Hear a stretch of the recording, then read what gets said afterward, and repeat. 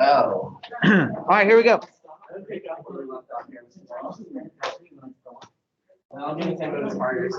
Right, now, there is something you want to make sure you pay attention to. We're going to do something on the calculator before we start polar, something that we made a mistake on the calculator on one of the problems, the last problem that we did. Okay, so we made a critical error. Okay, so it's saying S of t is our position function in rectangular form, and then we have a position vector in parametric form. Gentlemen, listen. Hi. Okay. So the first part of this is just, these two are just rectangular. So if S of t is your position function, we know that we're supposed to take its derivative in order to find the velocity function. So that's just S prime of t. That's just basically calculus AB. All right, our acceleration is the second derivative of position or the first derivative of velocity to get the acceleration. Neither one of those things are vectors. Those are just individual directions, like rectilinear on the x-axis versus the y-axis. Now, whenever we do put them as a vector, notice that we have the little chevrons then. The velocity vector should be dx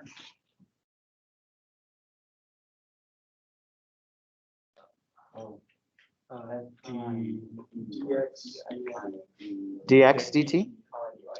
Yeah, comma dy dt. Oh, that's a y. dy dt. It would also be acceptable to just write that as, say, x prime comma y prime. Since they're all in terms of t's, it would be okay too.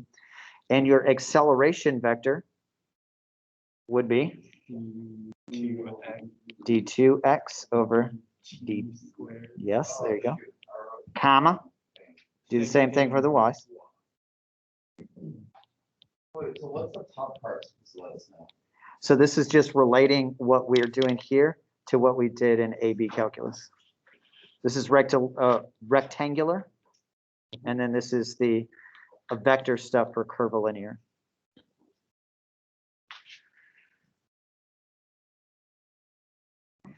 Yeah. All right, and then our speed is, we're using the Pythagorean theorem on this. X, the derivative? No, Yeah. derivative. Yeah, it is. Derivative of x squared, and then add that with derivative of y squared. Yes. dt. No, not dt. Yes. Well, you don't put an extra dt if that's what you're saying. Yeah. And then our distance, we just integrate what we just found with respect to t. From some a value to some b value. Correct.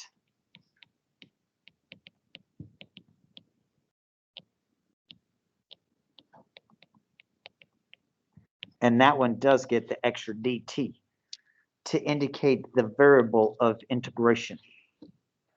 Oh my God, guys, look at this. Do you see this? Almost done. Polar curves left. Actually, We haven't done alternating ratio on the part yet. Yeah, maybe we'll get that next class, sure. Okay. Now, then, so let's take a look at, do you still have your stuff in the calculator? Yeah. Okay, so I'll just use your calculator to demonstrate. All right, if you have your calculator with the same exact problem from pulled up, take that out. The problem that we ended off on. There's exercise number 9. Exercise 9. All right, I'm going to clear this stuff out. I'm just going to clear out the whole screen so I can just kind of do it from scratch. So when we found, I do believe that it was, we wanted the, what was the actual part there? Oh, it was the slope, right? It was the slope of the tangent line, which we know is supposed to be dy dt over dx dt. So this is the way that we did it, knowing that we had in y equals, or whatever, we had just our position for x and position of y in there. So what we did, quit back out here, was pull up our derivative, which is math, and then number 8, put a little t there. That's awesome. And inside here, we did a little fraction.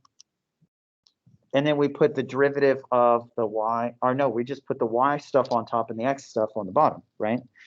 All right, so alpha f4, that is, oh yeah, and I think that I made the mistake of putting y over y. Isn't that what I did? Yeah.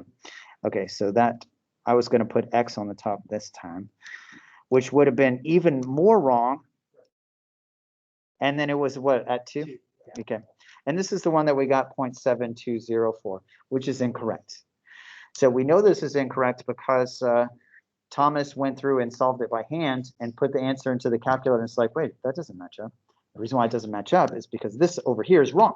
It needs to be the derivative of the y on top separately from the derivative of the x on the bottom. So it needs to be this fraction instead. So you do the fraction bar and then separately the derivative of, with respect to t, of the y, and then put a 2 in there, and then the derivative again on the bottom, which is what, for parametric, yeah, t, and then this one here as the x dt, and again a 2, and then here's what that slope was supposed to be.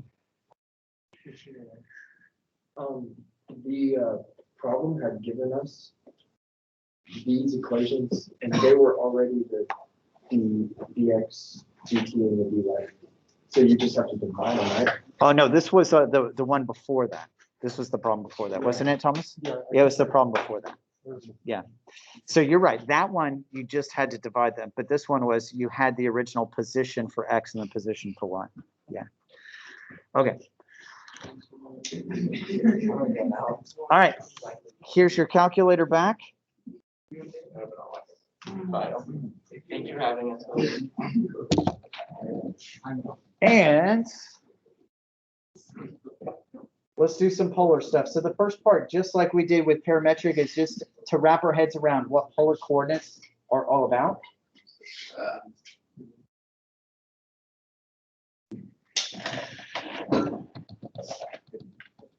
Right.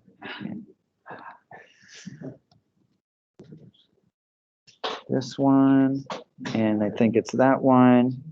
Oh, actually, the first part of this I want to play on here because I want the sound. I want the sound. Are polar curves easier than parametric? Now you can think of them parametrically. So they're the same thing? Did you guys do polar curves at all last year? I think Just coordinates, right? That's all you did? I don't even know. I don't remember what polar curves are. Yeah, I'm like the last minute. I think I just copied the homework and Yeah. round my grade up to it. Makes your view like looks good. Yeah.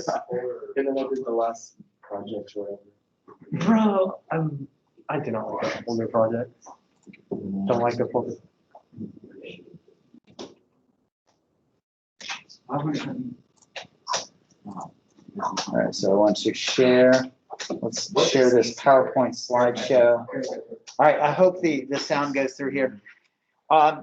So the first part of this is about representing our polar curves parametrically, and we want to be able to find slope. And then on the second one, we have to find area and arc length. Those are the things that we have to be able to do for polar curves. And so here's kind of the warm up here. Any Lego fans in the room? Yay. All right, so Die hard Lego fan. Die Hard, perfect. Favorite family. Okay. All right, unfortunately, it's just the Joker because the Lego Joker just looked amazing, so I used him. So while Superman is visiting his irascible pal Batman in Gotham City, the Joker triggers an explosion at the Acme chemical plant miles from their current location. And in order to get there, Batman has to get into his Batmobile and proceeds to the route. And then Superman simply takes flight. So it looks like this. So here's Gotham City. I took this from Google Maps, as you can see here. And the explosion happens. Dang. All right, so Batman hears it, of course, jumps into his Batmobile, and so to get there, he has to travel along the streets of Gotham.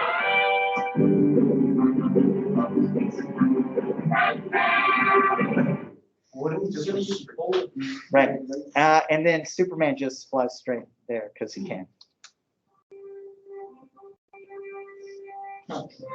I see a right triangle Yes, you should. and a hypotenuse. Is that what I see? Okay, do you know who composed that, by the way? John Williams. Yes, John Williams. Okay, so Batman, whenever he drove to the explosion, he was bound by basically the XY coordinates set out by the grid of the street, right? So he had to drive, let's say, to the right 4 miles, then he had to drive north 3 miles, and then it made the XY coordinate 4,3. But Superman just basically just turned in the correct direction and then flew straight there exactly 5 miles. So whatever that angle was that he turned, I think that I put it here in radians, and then he flew 5 miles there. So when you talked about polar coordinates, that's exactly what you did last year, right?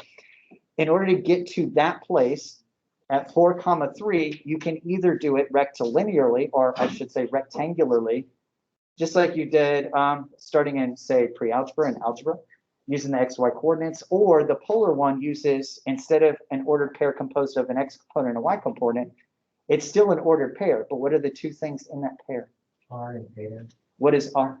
Distance from like the center. Yeah, it's the distance from, it's the radius, because you're thinking of it as a circle, which is the distance from the pole, and then the theta is how much you have to turn off of the axis. And there's only one axis really in polar coordinates. It's called the polar axis. It's just that we usually superimpose it onto an XY coordinate plane so that we can bridge the gap between those two So things. we're finding the red thing, not the yellow stuff. Yeah, so we're on red now instead of yellow. That's exactly right. If you have ever picked up a microphone and sometimes there's a little switch on the microphone and the switch has a picture that looks like this on it, that is a polar graph that's called a cardioid. And it just describes basically the microphone pattern, what the sounds in that location that it's best at picking up. And you can switch it between a couple of different polar curves.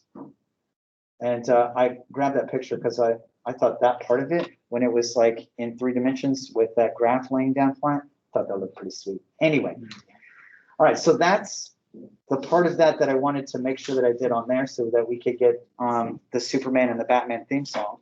Okay, all right, we're good with that. And so let me come back over here now.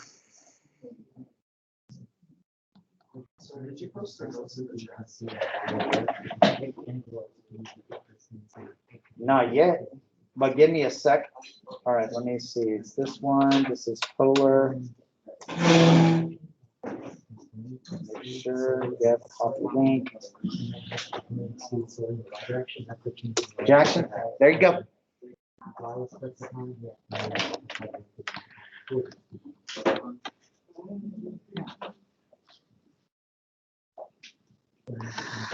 All right, rectangular coordinates. Rectangular coordinate system, it's called a rectangular coordinate system because you trace out a rectangle basically whenever you put your X and your Y coordinates together.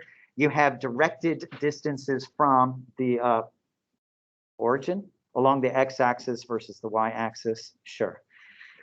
We've been doing that for ages, and we have that point X, Y. All right, so in polar coordinates, however, you only really have this axis down here, which is called the polar axis, right? And the pole is the same thing as the origin.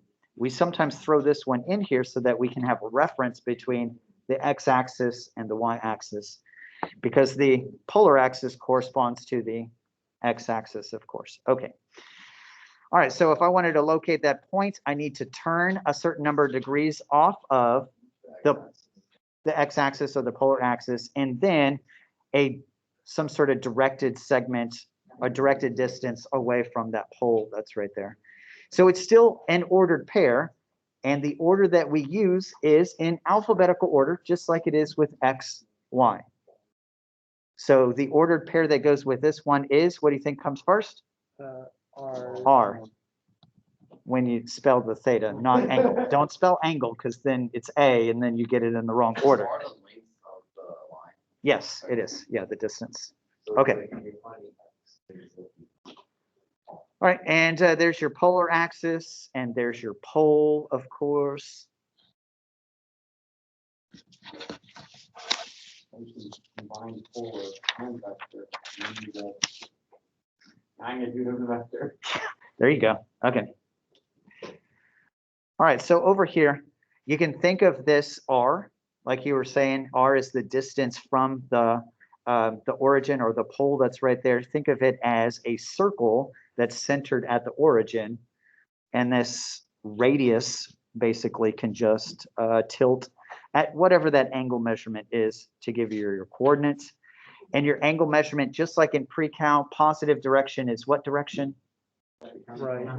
Yeah, counterclockwise. And then the negative direction is going to be down. It's going to be clockwise. So just like pre-cal stuff. And usually it'd be marks, right? Like on the polar axis of the. Yeah. So instead of them being rectangles, they are circles. Correct. So it'd be in terms of. Oh. Maybe pi. Yeah, usually in radians, because that's what we do here, because this is not physics. Okay, so let's plot this. This first part is just plotting some points, and the answers are here animated, but let's see if we can guess what they're supposed to be. So the 3 comma pi over 3, you can do this one of two ways. So that 3 is the radius. I would go to the circle with a radius of 3. That's one way to do it. And then from that point, think of that as a line segment that you're going to rotate upwards pi over 3. So it should end up at, yes, that point. Let's see if I got it right. Do you see anything change? Oh, there it goes. Okay. Alternatively, since we know that we're going to rotate first, I know it has to be along this segment here. That's the pi over 3, and then just count out a radius of 3. All right, look over here at number 2. So the angle is the same, but the radius is negative 3. So you just go backwards. Yes, you go backwards. So you can rotate to pi over 3, but instead of going positive 3, you're going to go negative 3 down here. So it should be this point there. Let's see, did we get it right? I didn't see anything change, so it looks like it's dead on. Now, the other thing that you could do is you can go to the left 3, and then from here, you're rotating downwards pi over 3, right? Yes, yeah, that's correct, yeah. All right. So now we have a positive 3 still for the radius, but the angle measurement is a negative pi over 3. What quadrant is this one going to be in? Yeah, fourth. So a negative pi over 3 should be at this point. I didn't see anything change. Must be on the money. And now what if they're both negative? Second. Right. So I can't think of this as, go away, go away. I can rotate downwards to negative 3 or negative pi over 3, but then go in the negative direction for my radius and have that point there. Or I could have gone negative 3 in terms of the radius and then rotated the opposite way for your angle. So is the angle dependent on whether the polar axis, it's like if the polar axis is negative, it'll still act like it's starting at the origin from the like. Yeah, there you go. Yeah, there it goes. Okay, so here, just positives versus negatives on both the directed distance. So if your R, your directed distance, your radius is positive, you go in the same exact direction as the angle. So it would look like this. Here's your angle, you go in the same direction. But if your R is negative, then you go in the exact opposite direction as your angle. In other words, you basically add pi to it. So here's your angle, but your radius is negative, you're going to go the opposite direction from that. And then just like in pre-cal, if your angle is positive, you go counterclockwise and clockwise for a negative angle. Easy. That part's easy. All right, let's say that we want to convert from one to another. That is something that you do have to do, and we're going to have these things memorized, but they're super easy because it's just right triangle trigonometry. To be able to go from polar to rectangular or from rectangular to polar. And so here is that Batman versus Superman. This is the Justice League, like in the coordinate plane, the Justice League right triangle, of course, made by Zack Snyder. Yes. Not Joss Whedon. Anyway, Joss Whedon, incidentally, has a show on HBO right now. It's called The Nevers. Has anybody seen it? Oh, is that the witches? Yes, yeah. It's pretty good. It seems pretty good. Have you seen the film theory that says they're both canonically correct? Like both the Joss Whedon and the Zack Snyder? No. As in, are they taking places in alternate universes? It's like arguing that like when the Flash goes back in time, like Oh, he that's created interesting. that bad movie or like something like. Oh that, yeah, right? so it's basically Flashpoint. Yeah. Okay. All right, so converting this, again, it's just right triangle trigonometry. So let's say that I wanted to find the y coordinate over here. So I have the theta, I have the r right here, which is the hypotenuse. So yes, which trig ratio would you use to find your y? Sine. Sine. R. And then what would you use to find your x? Cosine. The cosine. That's all it is, right? So here's cosine theta is equal to x over r, but we want the x coordinate from this, so we just multiply the r over. Wouldn't you get a calculator from this thing? Unless it's like, No, they could be unit circle stuff. Yeah. And then the sine of that angle is equal to y over r. Just multiply your r over. All right, but what if we're going in the opposite direction? We have the x comma y, and we want to know what is the radius and what is the angle. What would we use in that case? Pythagorean theorem, correct. We're going to use the Pythagorean theorem in order to find the r. And then what will we use to find the angle? Now remember, we only have x and yeah, use arctangent. And here it's just going to be listed as tangent. So tangent of theta is equal to your y over x, but yes, you'd have to take the arctangent. And then using the Pythagorean theorem in order to find the length of the radius. say what? I got the Pythagorean part and the tangent part. No. So remember that you're only, if you're going from rectangular to polar, you're given only the y and the x. Yes. So in terms of y and x, that's the opposite over the adjacent side, which is tangent. Yeah. So why do you need the Pythagorean? For the r. So remember, you need an ordered pair. Oh, you need the R. You need an r and you need a theta. Okay. What's the inverse Pythagorean theorem?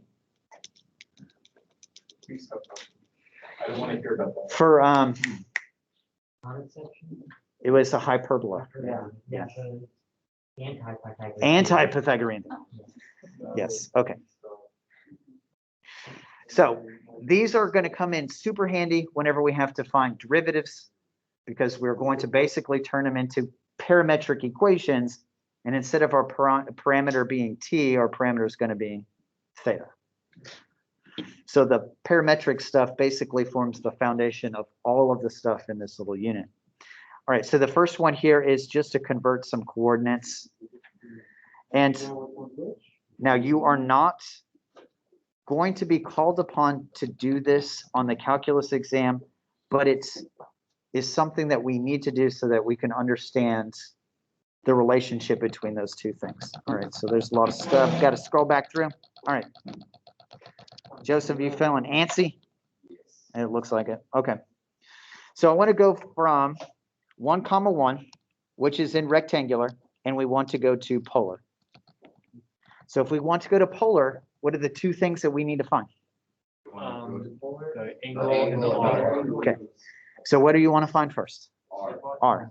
So R is going to be R squared is equal to. -1 squared plus y squared equals c squared. So we just get a 1 plus a 1 is 2. So R is square root of 2. Well, actually, R is equal to plus or minus the square root of 2. right? Yeah. That's going to mean something here in a minute. Okay. Yes. Okay. And then I'm going to do tangent of the angle in order to get, let's see, the y over the x, 1 over -1, which is just -1. It could be negative. Did you just say degrees? Doors that way. Negative pi over So- negative pi. Wilson, did you say degrees? Yeah. Did. He said 135 degrees. Yeah, 135 degrees. 3 pi over 4. Yeah. Yeah, that. Negative pi over 4. Sure. So if you were going to write the ordered pair that would go with this, let me add an extra page. So I'm running out of room. Because radians are better. Also, calculus is defined in terms of radians. If you wanted to use degrees, you'd have to use the chain rule with pi over radian stuff. Why would you invent degrees and radians? Well, radians are unitless. Why would you invent, I don't know, feet and centimeters and miles and kilometers? Oh my God. It's too many things to, and dollars and euros. Why would you invent all of those units? Okay. So writing this as an ordered pair. Now remember, if I were to draw this, this is, what is it? -1, 1, -1, 1. So it should be this point over here. I want to represent that with polar coordinates. Let's say that I use square root of 2 as my R value. So I've gone to the right, square root of 2. Which is a negative version. Right, it could be. So what angle measurement would I have to use if I did a positive square root of 2 for my R? 3 pi over 4. Right? But it's entirely possible that I use a negative square root of 2 over 2. So a negative square root of 2 over 2 would have been in this direction over there. It would be this way instead of, whoops, no, that's wrong. It would be to the left instead of to the right for my R value. And then in order to get back up to that, what's my angle? Negative pi over 4. Didn't you have on the fourth quadrant? Oh, wait, no, yeah.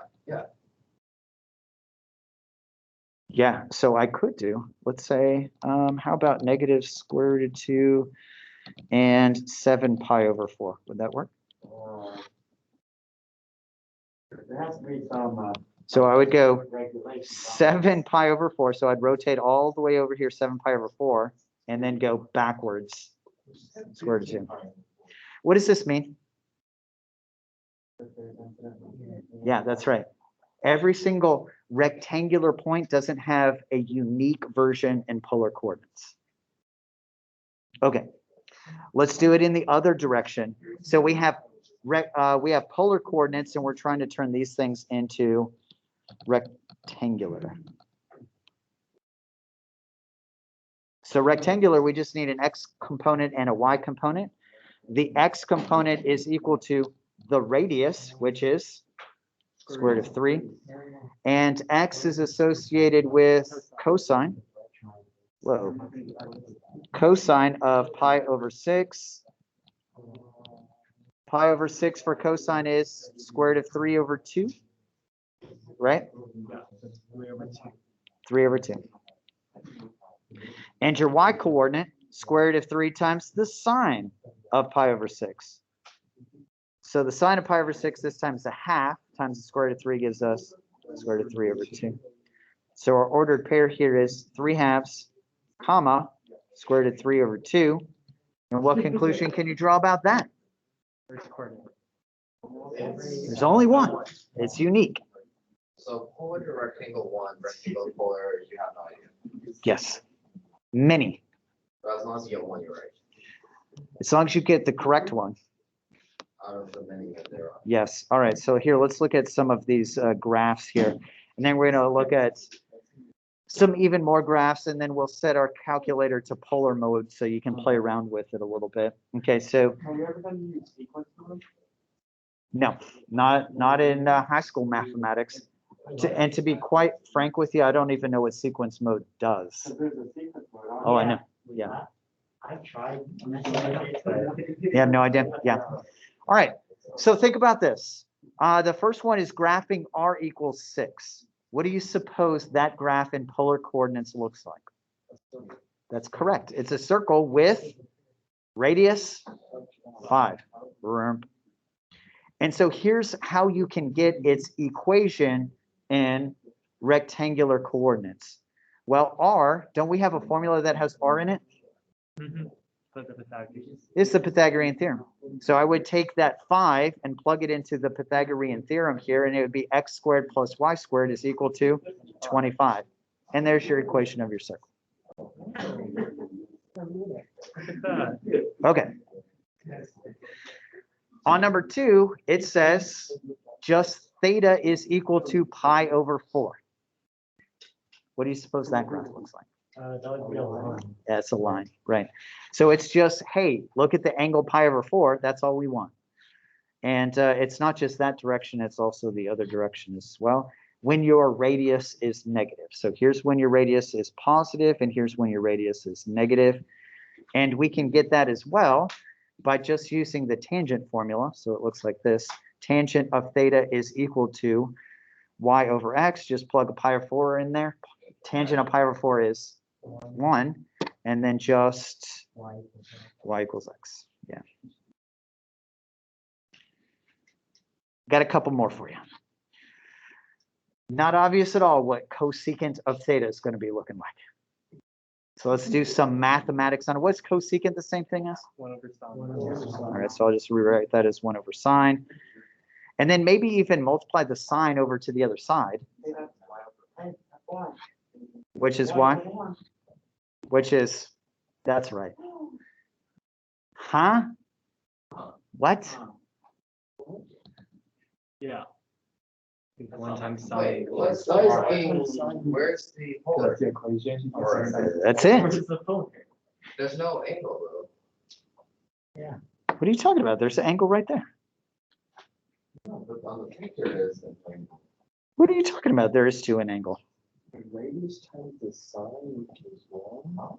Well, no. You substitute the radius. Just multiplying this sine theta over here to the r, and then as we wrote down, r times sine theta is equal to y. So I just substitute y in the place of r sine theta. This 1 came from the fact that it was 1 over sine. Yes. What is this? What did you just graph? We just graphed r equals cosecant of theta. You graph why you like the one? Yeah. He said it. Here, I'll write it down. Okay, here's another one. R is equal to sine theta. Okay, yeah. Using the sequence function like mode, you can do series, like some of sequences, Huh, and it will just compute. interesting. All right, on this one here, let's see. Do we have some kind of formula for sine? No. Well, we do. We have no formula. We have. It is like like cosine times cosine. So it was, the y coordinate is equal to r times the sine of theta. So just solve that for sine. Y over R. Yeah. Y over R. Oh, and then maybe just multiply the r over, and get r squared. Is r squared the same thing as something? Yes. X squared plus Y squared. Yeah, there you go. X squared plus y squared. Oh, yeah. And then if you would like to, you subtract the y over and then complete the square on the y's. Yeah, kind of.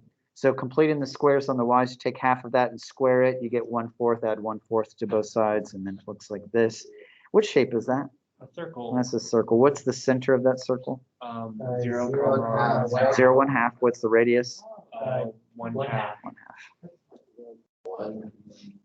1 half. Okay. Sine 2 theta. Look at the difference here. Okay, right in the circle, and then just replacing that theta with a 2 theta. So here I do believe that we have to use a trig identity, which nobody remembers Is these. it 2 cosine theta sine theta? Why do you Wow. Yeah, that deserves some applause. That's the thing I'm curious. All right, what's sine? What's sine theta? Oh. Is y over R. r. What's cosine? X over R. Okay. Do some simplification here. Maybe even, yeah, you can take that r squared and you can bring it over if you want to. Or what is r squared the same thing as? Yeah. And then what about r over here on the other side though? Yeah, the square root of x squared plus y squared. And then you can multiply it over. You could have done that before, but then you would have had r cubed and you're like, well, how do I get the r cubed thing? So this makes it to the 3/2 power. Not a graph that you commonly graph, and then here's what that thing looks like. It's a 40. Yeah, so this is called a rose. This is a 4-petal rose. All right, we got a couple more here. Again, these graphs, not obvious at all. That's what this one looks like. This one's that, yeah, it's that cardioid. Why do you think it's called cardioid? Kind of looks like a heart. Because it looks like a heart. Sounds like some carcinogen. Like, I mean, something cancer. Oh, I hope not. All right, and then this one over here is a limison. I think it's taken from a French word. Nope. Yes, the proper spelling as well, and the correct little French C thing. Yes, that's right. Who's taking French in here? He is. What's that squiggle under the C called? It's called something. I don't know. Oh. I'm pretty sure I know what it is, bro. I'm sorry, Jackson. You don't get the applause like Ethan did. It's a sea monkey. It's got a tail. How close are we to be finished with the polar? Oh, Bro, we still haven't done so that. close. We haven't done calculus on it yet. Yeah, bro, look at that slide. We just right there. But yeah, Oh, you can. We still have, we haven't even done That's That's like 25. that's our. This is the important part. Yeah. And you can even do recursive Yeah, let's series on get it here. done, Justin. Yeah, stop complaining. Yeah, get out of here. Get out of here. His threshold for pain. Yo, It's very we're both low. seniors and we're still working. You're Yeah. You're another year down.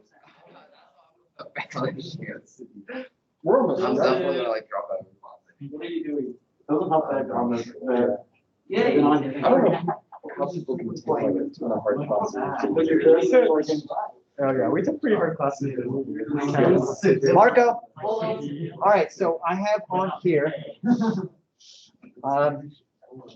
Again, it's graphed in polar coordinates here. Here's the graph. This is the one that we just looked at. This is the cardioid. And I can change the angle. And the p-value is just plotting a particular point that's on there. It's the radius comma theta. And you can see that if I start from 0, how it traces out around that curve.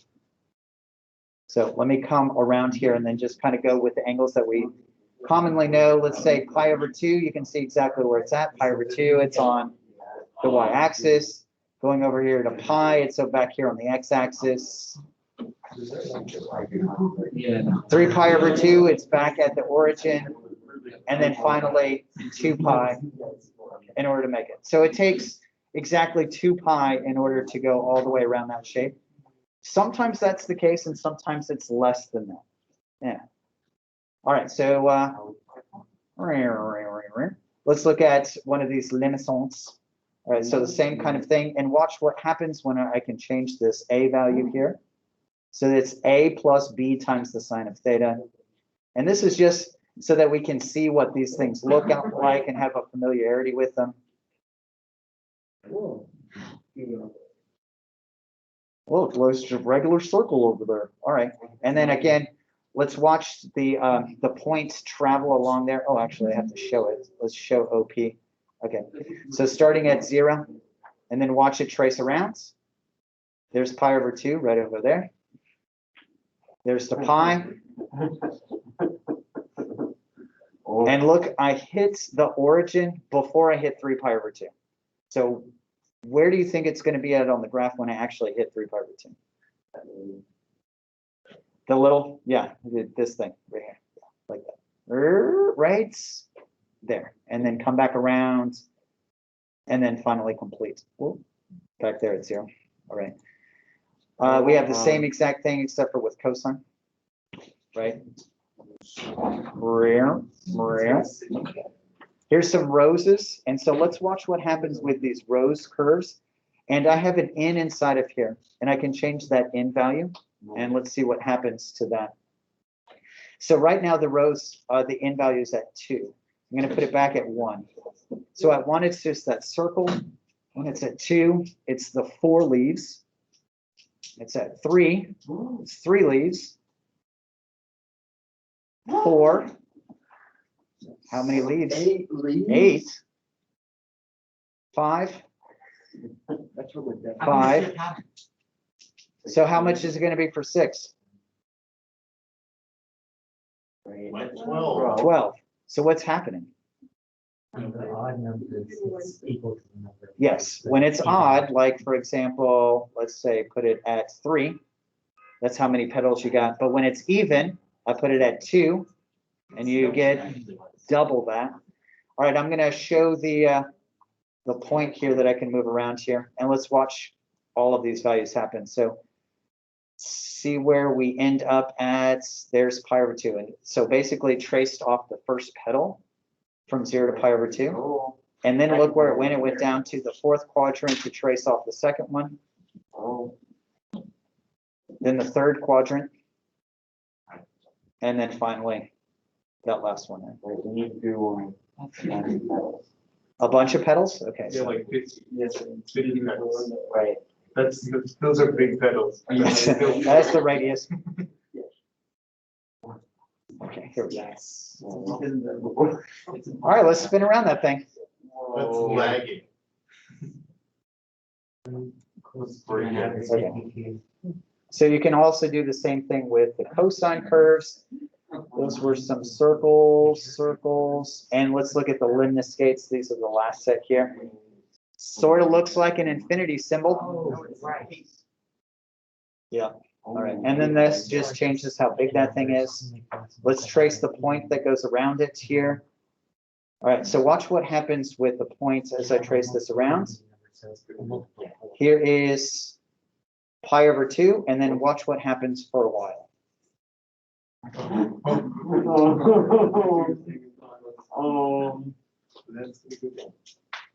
Okay, there we are. We're back. All right, and then we're fine, and then why? Why? Because the square root It's imaginary, right? It's imaginary. Because of that square. Okay. So that's fun. And if you do look in the slideshow, it has, let me share this again. It's possible to look at it as a 3-dimensional imaginary graph. Oh my God, that'd be amazing. Just give Ethan about 2 seconds to graph one.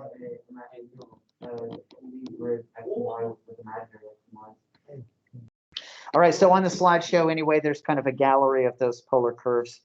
And so in a like in-depth full on pre-calc course, this is like one of the chapters that you do. And you actually have to graph all those things by hand and understand how to graph them. Do we have to? Not really. It's just that we are sometimes given that graph, and then that graph is a reference point in order to find, let's say, the area of one of those petals. Or maybe I have 2 of these polar graphs that intersect and I want to find the area between them. That's what we usually have to do. Okay, so next up is the slope. We got to do some calculus on this thing. All the first part was just leading up to the fact that this is what polar coordinates look like. This is how they behave or misbehave if that's the way you want to take it. Okay, so let's say that I want to find this slope. And you're given, if you look at each one of these equations, they're in terms of r, like this equation right here. Graph r is equal to 1 plus sine theta. Do you think I can get slope by just taking the derivative of that? No. No, you can't. Why can't you? What is slope again for the 400 sine? Y over X. Yes, it's changing y over changing x, and there's no y's and there's no x's in here. But that gives us a hint as to what we have to do in order to find the derivative, to find the slope. Yeah. Yeah, we have to change it into rectangular. We basically make it parametric. So it looks like this. Now, we're going to do some of this here, but it's the process that I want you to remember, not the actual formula, because to do the formula, try to memorize this formula, it's not going to happen. Okay. Yes. So let's say if I take a look at this over here, I want to take the derivative of x with respect to theta, and it's r times sine or cosine theta. You'll have to use the product rule on it. So it turns out to be dx d theta is equal to dr d theta times cosine theta, derivative of the first times the second one, minus r times the derivative of cosine, which is sine. And you'd have to do the same thing for y.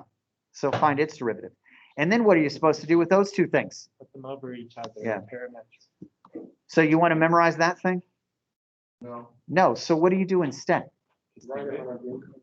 No, you're not going to. I do not want you to write that on your green card because you'll never remember it. Instead, it's the process of, I know what this is because that is on the green card, like the converting from x to r theta and y to r theta, and understand that it is still just a dy d theta over a dx d theta. And I will have to do it by using the product rule on the top and the bottom. It'll build a little recipe, and I just basically have to make that recipe every time I have to do that, and then plug the pieces in. If you have like an angle value, can you just like plug that into like the cosine? Not until after you find the derivative, right? Because otherwise you're just finding the derivative of a number. Now here's the thing that complicates this highly. R is a function. So you have to plug some sort of function inside of here whenever you see this R, and also its derivative that goes right in there. And we'll see that whenever we have to do these things. Where's the minus r times sine? And like the plus r. It's called the quotient or the product rule. So watch up here. You watching this? Derivative of the first one times the second one, plus the first one times the derivative of the second one. Okay. So here's one that we will do together where we're doing for the first time some calculus on some polar stuff. We have this cardioid. It's 1 plus sine theta. And here's the graph of that thing. Oh, it's so pretty. And notice that I did graph it in red. Okay. We want to find the slope of the tangent line to the cardioid when theta is equal to pi over 3, and then find the points where the tangent line is horizontal or vertical. I wonder how we're going to do that. Perfect. Did you say math? We're going to use math on it? Oh, there's the answer already. All right, so this one's going to be in red to match that cardioid. R is equal to 1 plus sine theta. In order to find slope, I'm going to say again that the slope is equal to a dy over dx. So to find dy over dx, I interpret that as dy d theta over dx d theta. Just like you do with parametric, it's just that our parameter here is theta instead of a t. Okay. And then there's, of course, the complication of the fact that in order to do this, your y is equal to r times y is associated with the vertical part of sine, right? Sine theta. So to take its derivative with respect to theta, so Joseph, you paying attention here? This is where it comes from. All right, so you get a dr d theta times the sine of theta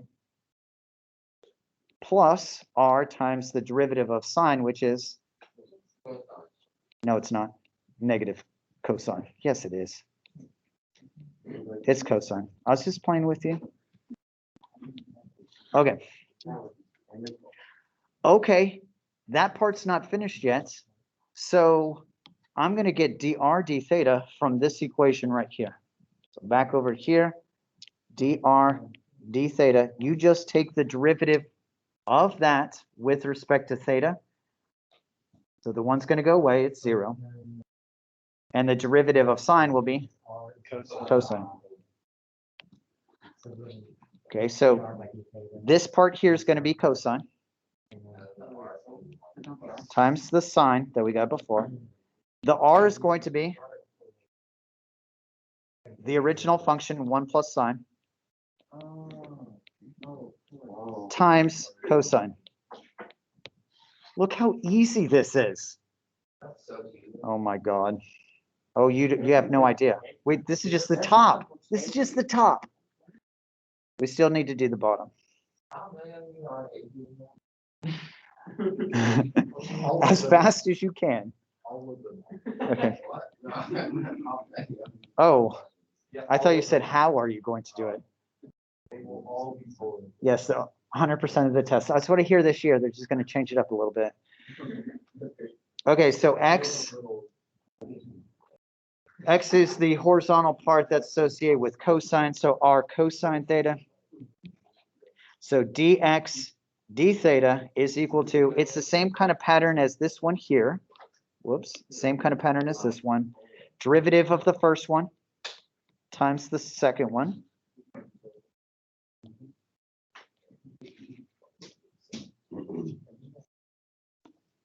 Plus the first one times the derivative of the second. What's the derivative of cosine?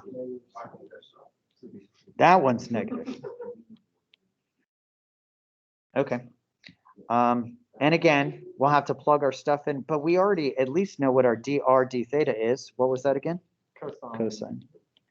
So cosine times cosine makes that cosine squared minus r, which was 1 plus sine, I think, times sine.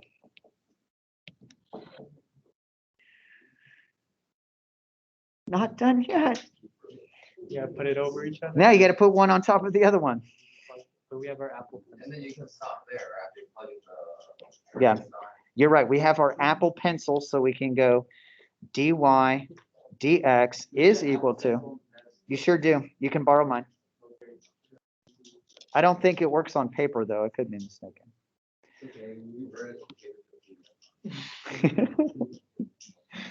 All right, so that goes on top over. And then that goes on the bottom. All right, that's pretty obvious, isn't it? Yeah. Yeah. Oh, is it done yet? No, it's not done yet. Because what do we have to stick in there? Pi over 3. Such that theta is equal to pi over 3. Calculator? Yeah, right. It's possible, but it's also possible that this is non-calculating.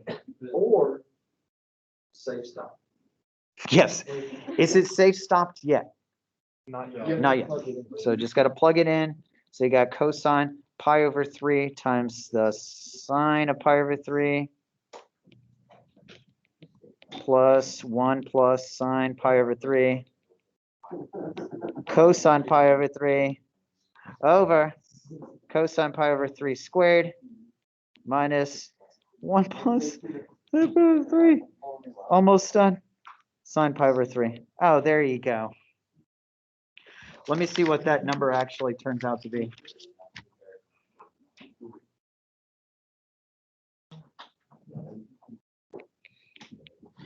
Bro, how are you? It's equal to -1. Give some simplification. You can do. Oh my God. So as a teacher, I got to tell you that safe stop, okay, I get it. I understand. But grading it is my least favorite thing to do. Oh my gosh. Especially since, you know, I don't know, some people's going to use degrees there, mostly that guy back over there. I already, he like does it all of my grades and then like converts. Okay. Well, there's the first part. Now, let me ask you a question here. So this only says slope, which is what we found. We found the slope. But what if it did ask you to find the equation of the tangent line? We have to plug in the pi over 3. Wait, You would have to use this guy to find your y coordinate. you'd have to use this guy to find your x coordinate, put it together with your point slope form. Can you see why this is BC only? Yeah. My gosh. Okay. All right, part B, find the points on the curve where the cardioid is where the tangent line is horizontal or vertical. So this is just like the parametric stuff that we can just take the components, because to get horizontal, that's where the top is supposed to be equal to 0, but the bottom's not. We'll have to check that to be sure. So we just have to solve the top being equal to 0, which I think is this thing. So I'll just copy this again. Copy. Where we have horizontal and vertical tangent lines. So this is like polar, not polar. Parametric, equations in terms of circles. Yes, yeah, let's do that. Let's say that. So this is supposed to be equal to 0. How am I going to solve this? Sure you do. Look. Yeah, you can what? You just get it wrong. You just get it wrong. Well, you have cosine on both sides. So if you cosine theta is equal to 0, then cosine theta. Huh? And that just makes 2 of them on the inside, cosine theta times 1 plus 2 sine theta. And that'll always be. No, it could equal 0. No, the two sides inside. The 2 sine will, but we're adding 1 to it. So like we'd subtract it over. So you'll see. So for this first one, where is cosine theta equal to 0? Or 3 pi over 2. Sometimes they give you an interval. Did this one give us an interval? Oh yeah, it goes all the way to, remember, for this cardioid, it starts at 0. 0 starts right here, and then it ends up right back at this point at 2 pi. So it's from 0 to 2 pi to trace the whole thing. All right, so we're covered with those two. And then we have 1 plus 2 sine theta is equal to 0. Subtract over the 1, divide by 2. Sine theta is equal to -1/2. Here's my unit circle. -1/2 is down here. What angle measurement is that? 30 degrees.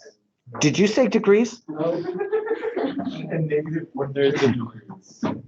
God. I think this is in terms of 6. So this 7 pi over 6, 11 pi over 6. Now, I'm not going to say that you have a horizontal tangent line at all of these just yet, because we still have to check the bottom. Because if you have the same one on the top and the bottom, you just basically have 0 over 0, and you would have to use L'Hopital's rule. Okay, anyway, so this is horizontals, possible horizontals, I should say. And now let's do the possible verticals. So for the verticals, of course, I need the bottom being equal to 0. For anyone who's curious, that Yeah. function simplifies to tangent theta minus 3/8. Where did you just put that? How did you get that? He didn't, yes. Oh, okay. I did it by hand. Well, Okay. I'm double checking it right now. Okay. How you think we're gonna solve this one? Now, okay, so you got to think back to some trigonometry here. Yeah, you have sines and you have cosines in the same problem. You don't want that. Well, cosine squared. And cosine squared to 1. But it's going to be minus. It's not going to be plus. Oh, really? Yeah, because you'll distribute that negative sign through. So maybe I just take cosine and replace cosine with 1 minus sine squared. Minus, and then distribute this. I would have a sine and a minus sine squared. 1 minus sine squared. You can do the square. And it comes out to quadratic. Yep. So you want to treat this as if it's quadratic. So think of it as 1 minus x minus 2x squared that we're trying to factor. Do you remember having to do some of this in Mr. B's class? It was probably right around quarantine. We have a 2x on one part and we have an x on another. Right. So, and these are signs instead of x's. So we got a sine theta and a 2 sine theta. We need a negative in the middle. So that makes that one negative and this one positive. What do you mean normally? Was that not normal factoring? Okay, you can, if by normal you mean in terms of x's, then you can, and then just take your x out and replace it with sine when you're done. All right, just when you thought we were done, we're not even close. So set that one equal to 0, it'd be sine theta is equal to -1. So where is sine equal to -1?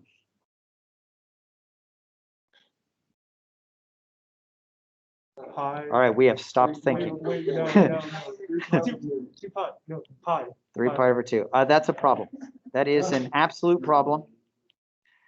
The reason why it's an absolute problem is because we also have a horizontal tangent line there, or supposed horizontal tangent line. So if we plugged in 3 pi over 2 into our slope formula, we would have 0 over 0. If you have 0 over 0, it's an indeterminate form. You actually have to use L'Hopital's rule in order to see what it is.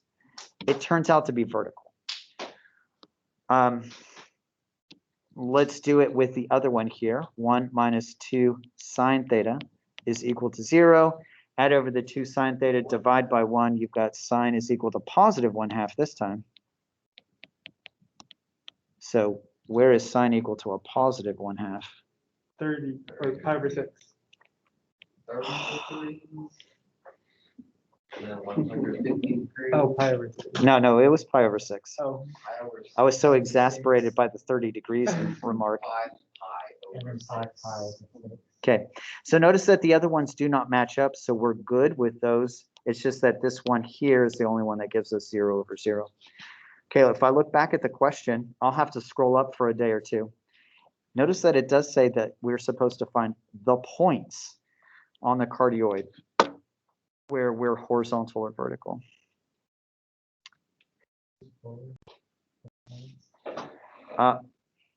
You should be able to, right?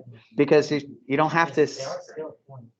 It's not asking us to find a slope there or an equation of a tangent line. So we should be able to, points are points, right? Name it in terms of r and theta. So we have our theta. We would just need our r. How would I find my r for each of those things? do the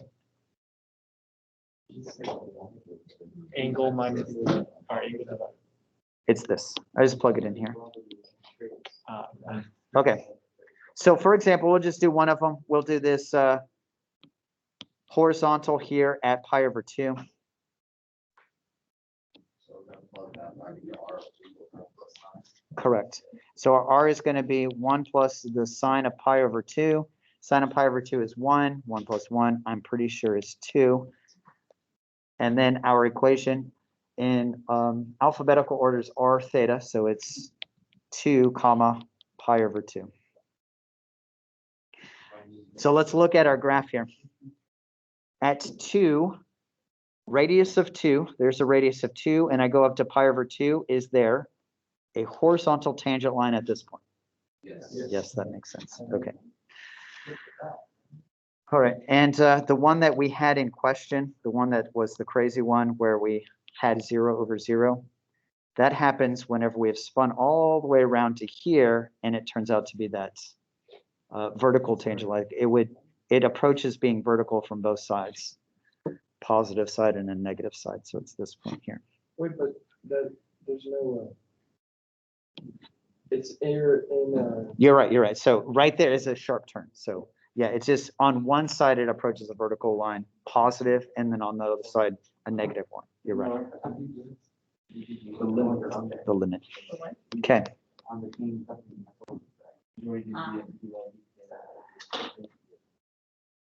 Okay. Let's see what kind of time we got. How much time? What? Oh, it's 440. 4:40. 20 minutes. Let's see. Can we do like an area? Yeah, let's probably switch to the area and the arc length here then. So we've gotten some derivative stuff under our belts and some slope stuff under our belts. Let's take a look at the second objective, or part of the second objective, which is the arc length. The arc length is probably not going to be too bad. It's probably not going to be too bad. We can start off with the parametric one for sure. And since polar can be thought of parametrically, I would just have to take some stuff out here. So instead of this dx dt here that I'm going to square, what would I replace it with? dx theta.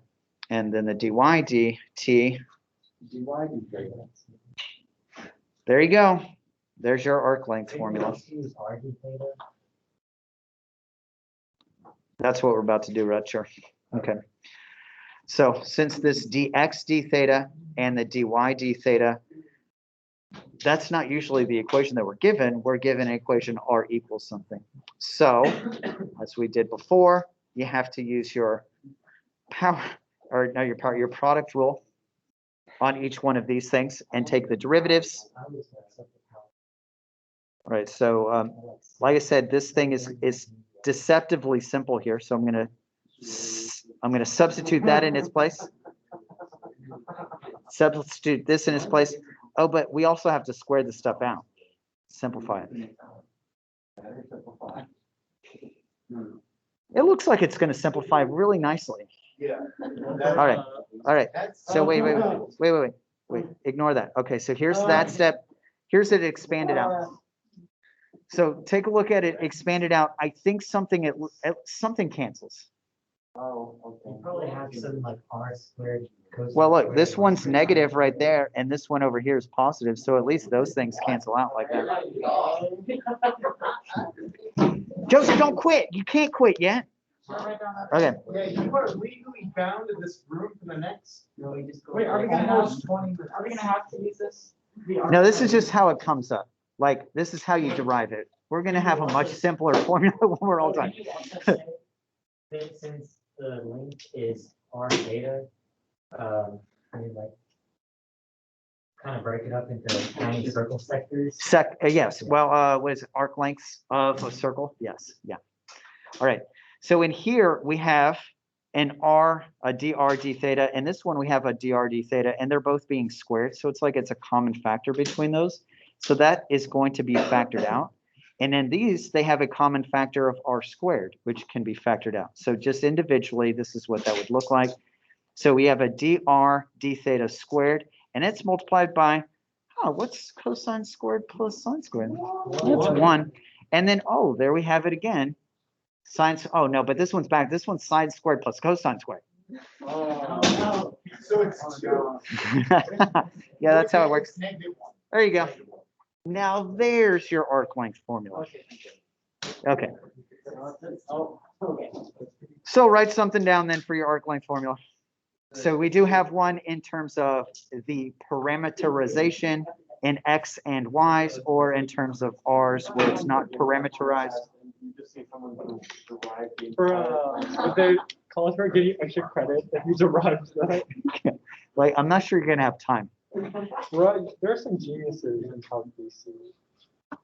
So there's 2 versions to it. Yeah, it just depends. Do you have the dx d theta? Did you compute that already? Do you have your dy d theta? Or if you just given initially your equation r in terms of theta, you can just use that.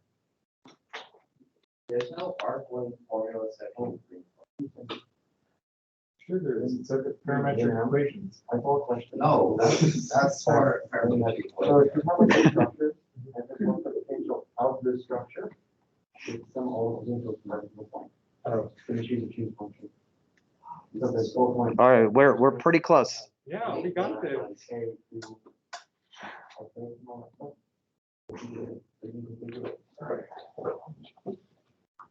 Do we still have pizza? Is that pizza going home with people? I'll take it. Okay. All right, we want to find the length of the cardioid. In other words, if we were like a little ant crawling on this cardioid, how far would we have to travel? Yeah, whole thing. Did I go too far? I think I went too far. The definite interval was 0 to 2 pi. Yeah, it's from 0 to 2 pi. Oh, wait. Since we do need our derivative, let's go ahead and calculate that here. So dr d theta is equal to cosine. All right, so then our arc length is equal to, you said definite integral from what to what? 0 to 2 pi. Right, and we knew that was 2 pi because it starts here and it takes all the way to 2 pi to get back to that position. Okay. So sometimes it's less than that. Sometimes you just have to see for your given shape. And then inside here, we have the square roots of cosine squared theta. That's our dr d theta quantity squared. Plus 1 plus sine theta. 1 plus sine theta squared. That's definitely a calculator program. Just calculator problem. Or we can just let Joseph calculate it for us.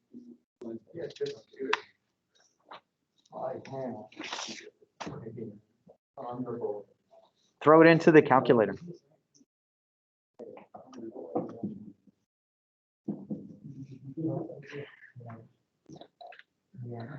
I think the answer is going to surprise you. Oh, it is. 8. It's 8. What? Okay. Units. Units. It's 8 feet. It's actually 8 parsecs. That's a little bit. It's a parsec is Is 4 point something light years. It's at least 8. at least 8 feet, give or take, Oh, wow. plus or minus. You can simplify it pretty well if you do it by hand. Yeah, you have to use some trig identities, I think, on it. Yes. Okay, so then this last part, the very last thing, area. All right, so the area is a little bit weird because it's different than what you have to do for rectangular. The reason why it's different is because it doesn't trace out rectangles as we move from theta equals 0 to theta equals whatever. Instead, it traces out sectors. So instead of breaking up our area, remember when we did Riemann sums, we broke it up into rectangles and then took the limit. Here, we're going to have to break it up not into circles, sectors of circles. So like pieces of pizza, which is a good thing that we actually had pizza, right? So we were actually doing calculus when we were eating lunch today. Yeah. Okay. You're full all the time.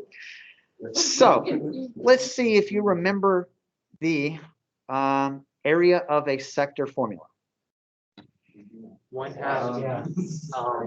It is. Just top function. Fraction of the. Wait, Yeah. part over Yes, whole yeah, times like pi r proportions. squared. Yeah, that's basically correct. So here's our circle that's right there. And we just want the area of just that sector. A whole entire area, of course, is pi r squared, but we just want some fraction over it, which is part over whole. Our part here is theta. Our whole is 2 pi. Do not. All right, and your pi's cancel. And you just get basically 1/2 theta times r squared. I would probably write that down because it is the basis of finding the area in polar. It's kind of like the length, but integrated over the length.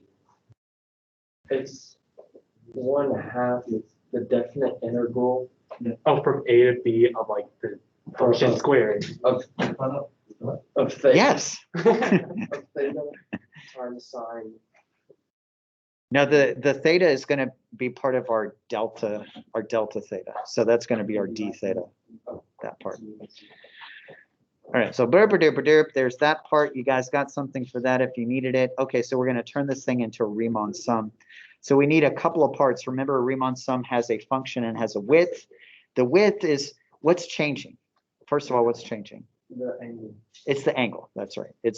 So it's a d theta this time instead of a dt, or a delta theta, I should say. And that's just your initial angle from your ending angle divided by n, however many sub-intervals that we're going to divide that thing up into.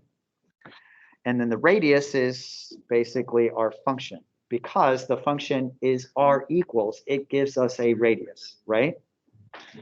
Okay. And then we can put that together. Is this a Riemann sum? If we sum up together n of these things? So we have 1/2 radius squared, and then this delta theta acts as our angle. We have a function, it's multiplied times a width. If you take the limit as, in this case, delta theta approaches 0, or as n approaches infinity, what will happen? Turns into a integral, that thing. A definite integral, right? So that will turn into a definite integral. Okay, so those are those pieces highlighted. So then taking the limit turns into the definite integral of, well, 1/2, first of all, there's the 1/2 of your radius squared. And again, you're thinking of that d theta as your angle.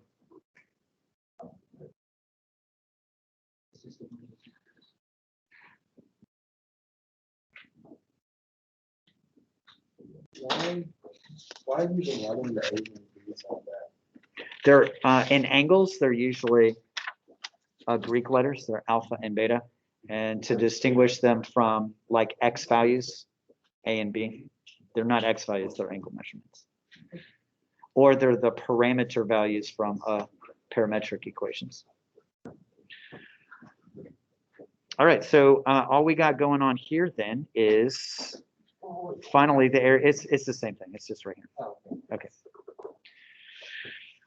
We'll find the area of one or two of those things, and also find the area between two curves, and then we're done. What a day.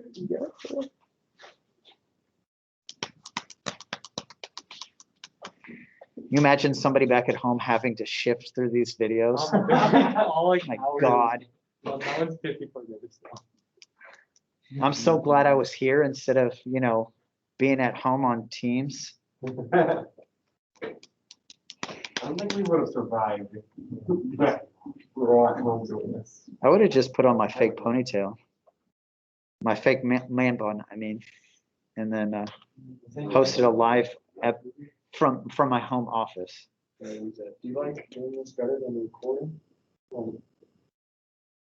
It's like you knock what's the phrase? You knock two birds out with one stone, because like you're teaching us and then your house how to. Yeah, I mean, the videos aren't as, as compact as you usually make it for just, here's the whole content, you pause it as you go. Here, we're kind of pausing it in the lesson. Yeah, but also, I mean, I don't know what your personal standpoint is, but like, I figured a teacher would like to teach. Oh, I do, right? And there's that, whenever I'm recording the video, my audience is myself, right? And so you miss that interaction with students that you get here. And sometimes you say a little joke and then there's giggling, which is nice, or there's groaning because it was a really bad joke or something.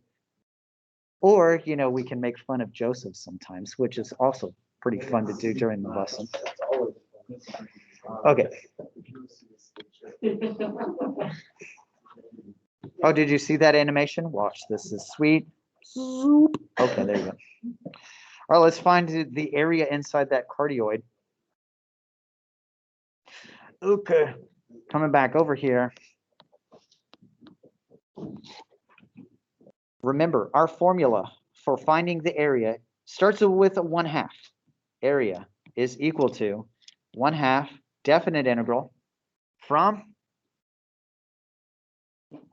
right, because again, for this one, it starts here at 0, all the way around. And oh, did you like how I colored that in with this delightful shade of pinkish? Okay, and then what goes inside here?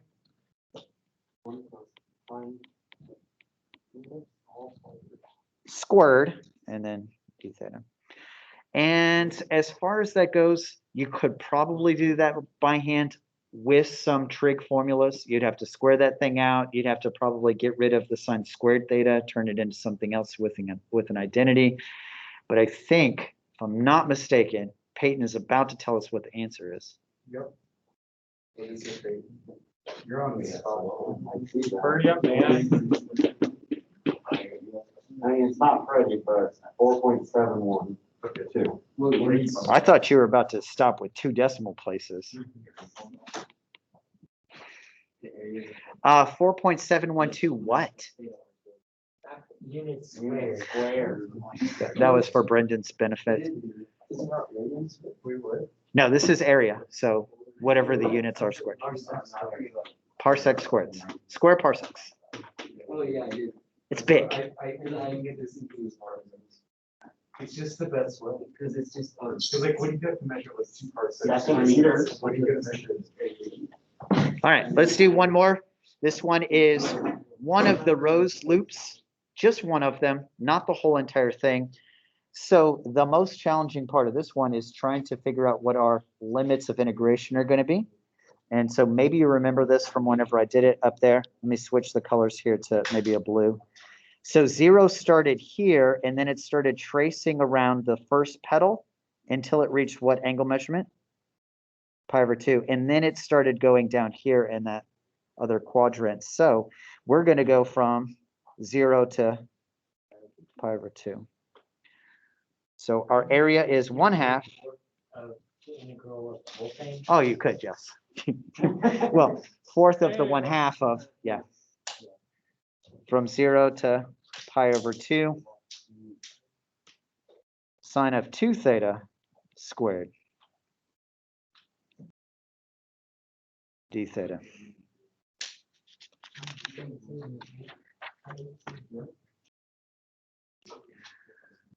Just give Peyton a second.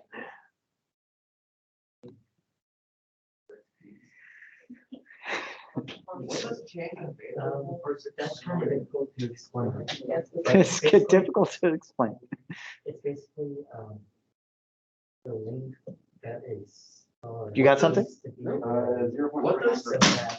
What does change in theta? Appears to change position by 1 part. The triangle theta. It's changing theta. Yeah, so it's the same thing. So whenever we did our delta x, here, I'll write it right up here. Delta x was, we were dividing up the x-axis, the interval along the x-axis. So you take your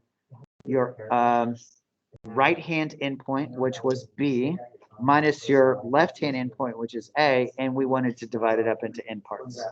Okay, so now we're taking, instead of an interval on the x-axis, we're taking an angle measurement from, it could be from 0 to 2 pi maybe, or it's just some alpha to some beta. So it's delta theta is equal to some beta minus some alpha, and then we still divide it up into n pieces. If you were to do the method that you just said, would it be like, so like integral from 0 to 2 pi of sine like that squared? Then what on the outside would be like 1/8. 1/8, yeah. Because it'd be like 1/4 of 1/2. 1/2 is like the constant. Yeah. All right. Last thing, we'll write some stuff up on our card. And you'll want to make sure that you grab those polar parametric worksheets so that you have some. It has both polar, parametric, vector, multiple choice, and free response questions on there. Okay. Over to you. Wait, does this fill this in nicely? Let's see. Oh, did you see that? Let's go back. Let's make sure that it's recorded on the video. Wait, I'm not sure I got that, so I'm going to do it one more time. Knew I was going to text me right. Just know thing that's too long. Well, if you're like James, you just watch it in 16 times speed. Yeah, Newhall, when you watch this. Just You're gonna understand everything so far. I'm working on it. Oh, did you see that? Wait, let's go back with that animation. All right, so first of all, let's get rid of all those grid marks. And then we'll fill in that little piece. Ooh. Should we do that one again? No. Okay. So think about area between two curves. When we did it before, how did we do area between curves? This was The outer minus the inner. You know what? You do the same thing here. It's exactly the Is same. it from like the right minus the left? Yeah, so you want to do the outside one minus the inside one, right minus the left. And so it proceeds exactly the same way. So you just got to see what is the further radius and the inner radius.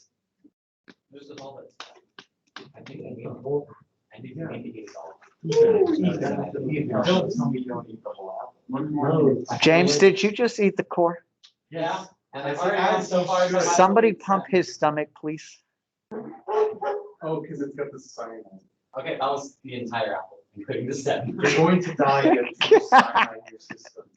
You must be- Did you swallow the stem? Yeah. Oh my God. Did you chew it first, or did you just swallow I it? considered it and I realized it's gonna take too long, so I just swallowed it. You know, Yeah. that's some pretty fantastic fiber right there.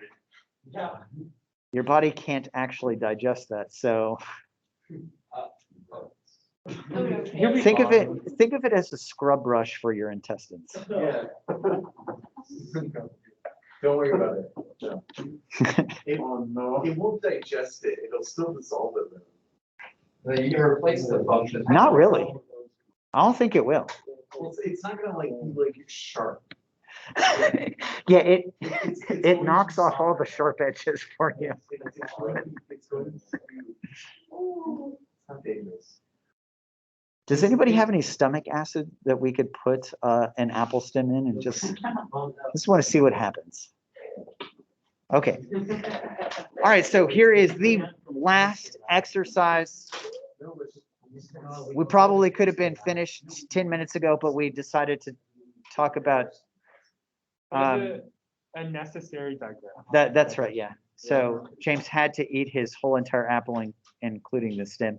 All right, let R be the shaded region inside the graph of R equals 1. What is the graph of R equals 1?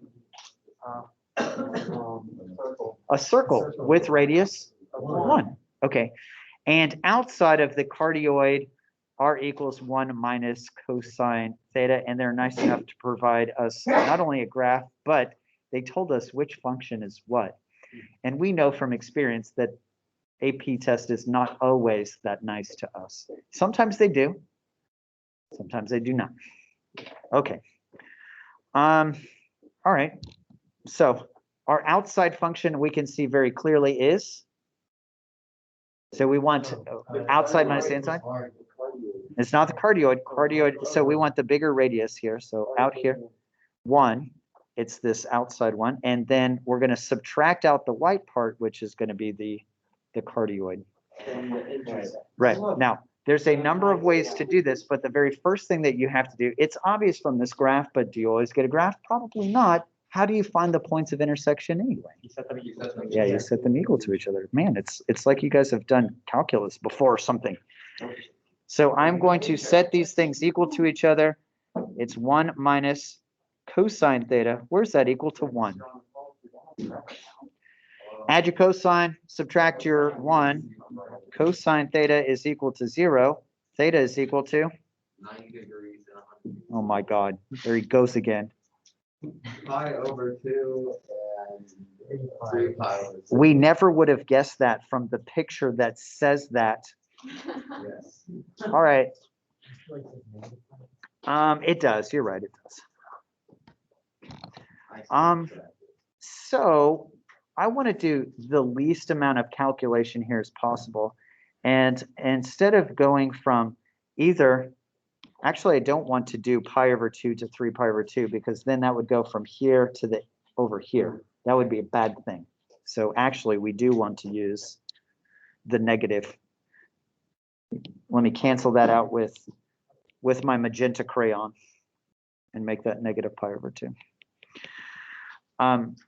But I can make this even easier because it's symmetric. Yeah, there we go. Let's actually do that from 0 right there. From 0 to pi over 2. And like I said, then we can double it. All right. Yeah, doubling will cancel out the 1/2. All right, so we want to double and then go ahead and find the area of just that quarter piece that's right up there. So we have the 1/2 that's on the outside, definite integral from what to what? 0 to pi over 2. Okay, outside radius squared, One. 1 squared, minus, 1 minus cosine. We don't have to break it up into different integrals. no, And then plug that to the calculator. calculator, for sure. Wherever it gets you. Wait, but the areas don't cancel? Like, it's Oh, areas you mean the are- 2.4? Oh, 2.429? I tried. Oh, wait. I think that, Wait. that seems a little larger than I have. 1.21. Yes, that's right. So wait, what did you have to do? Did you forget to divide by 2? Okay. Yeah, because I did my limit as the original one, so when I did 2 times 1. Oh, okay. Question. Yeah. Why does it not cancel? Because like, one of the parts of the area is on top of the polar line and the other one's below the polar line. Because you're thinking rectangularly, Okay, so it's because it's circle. So what area? because circle. What area would be negative on a polar grid? Remember, area is never negative. So, unless I'm mistaken, it would be, so whenever we trace this off, I'm pretty sure that this is always going to be some sort of positive on that polar curve because of the way that we defined it. We squared that thing and we're taking that definite integral of that, adding those pieces together. Okay. Hey, look, here's a homework assignment for you. The other one had one too, but we probably ignored it. That was fun. I'm going to go ahead and hit stop on this video. And then we're going to actually do the real calculus. Wait, does that say 8 hours? Yeah, it says 8 hours.